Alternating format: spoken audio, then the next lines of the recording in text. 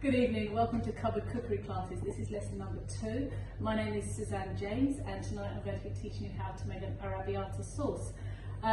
Before I carry on, I'd like to say thank you firstly to Filippo Berio for the olive oils that they sponsored for me, and also to Smith & Brock who provided some of the ingredients tonight, but also Smith & Brock are provided local people with a veg delivery box scheme, which is a doorstep delivery, so I'll give you some details of that to follow. So an Arrabbiata sauce is made with onions, garlic, chilli, tomatoes and olives, and I'll make that as a sauce and I'll show you how to make that. Then for my family I'll be cooking some parmesan and they'll be having that sprinkled on top, and they'll have that with some parmesan chunks as well. Personally I'll just climb that part of it. So let's start with our garlic. We're just going to use the heel of the knife and we're going to crush the garlic. Look, chop it, crush it, do whatever you want with it, just get that garlic into smaller pieces, okay? So garlic chopped and into the olive oil. Now I'm going to go for the onion.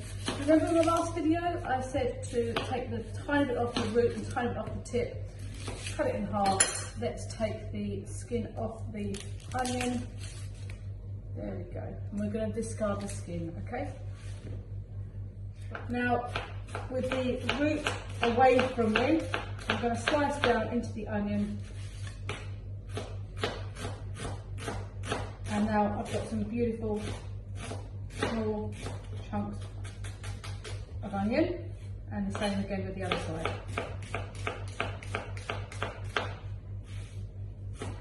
Please, I will be offering some classes on how to look after vegetables. So I'll be offering some classes on how to chop an onion, how to prepare vegetables. In particular, you know what? I think it's really important to know how to prepare these vegetables. Onion chopped, in with the garlic.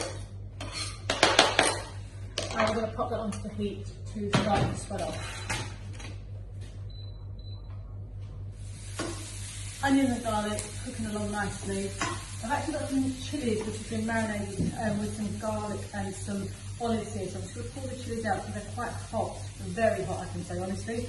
I'm going to take those chilies out, back of the fridge there, back of the fridge, and I'm going to chop these olives up and use these in my sauce. There we go. So we'll give them a little cut in half. And these are going to make a huge part of my sauce. I'm going to check those onions and garlic quickly. Oh, nearly ready. There we go, ready to go now. So these olives I got from Lordship Lane. They are they're from the Greek deli done from Lordship Lane. They're down there on the right hand side. But actually, hang on a sec, I've got some sourdough in the oven. I've been asked a few times about how to make bread. Beautiful. How to make bread and how to make sourdough, so I will come to you in a future lesson with this. So my olives are cut. Over here I've got my onions and garlic which are splattered off beautifully, and then I'm going to come back, and these are Italian pomodorini cherry tomatoes in a can. I get these ones from Sainsbury's and I absolutely love them, but equally I got these ones today from Barry's on Barry Road, and this is a Syrio passata, so it works well, but I like the texture of having the cherry tomatoes from the can. So I'm going to open up these and then I'm going to pour these into the onion and garlic mix.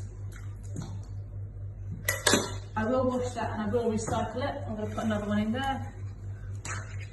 Look, so beautiful. And again, I will wash and I will recycle this. So I'm going to get these cooking off beautifully together. So my tomatoes, garlic and onions are in here. They're reducing, so that's going to intensify the flavour. While that's reducing, I'm going to go to my parmesan and I'm going to open that, lay it out on a baking tray, and then pop it into the oven with a little bit of olive oil on it so it can go nice and crispy, that the boys can sprinkle on top of their pasta this evening. So there we go, let me pop that in there.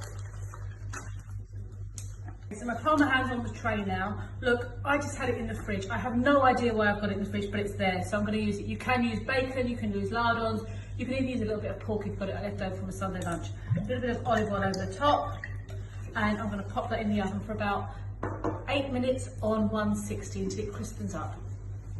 So I'm going to season my Arrabbiata sauce with some salt and a little bit of freshly cracked black pepper. I'm going to finish it with some olive oil, extra virgin of course. I don't have any fresh basil, I don't think anybody does, but if you do, now's the time to pop in a little bit of fresh basil, just tear the leaves, which will be fantastic.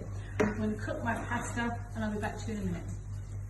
So I'm going to check my pasta's cooked. So to do that, I'm going to pull out a little bit, pop it onto the plate, cut it in half. Yep, that's good. Perfect. Beautiful. Little bit of a bite means it's al dente and perfecto. Now I'm going to drain it off.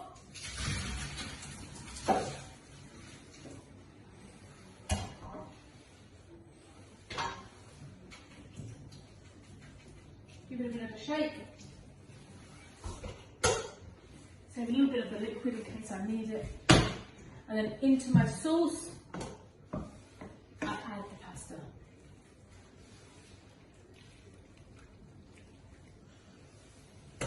And as I add, I'm just going to mix my sauce into the pasta. And you can see it's got these little, almost like radiator vents that the pasta sauce will go into. It's beautiful, absolutely beautiful.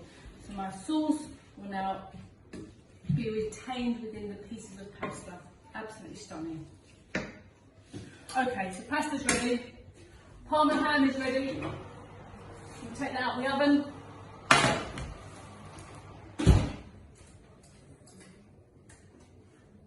And I'm about to plate it. I've committed the cardinal sin. I don't have any parmesan. But you know what? I think my boys will forgive me tonight. So.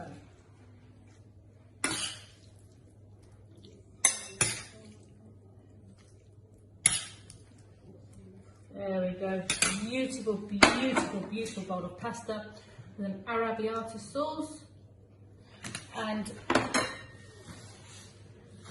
just so they've got a little bit of meat on the plate, some Parma ham on top. Enjoy.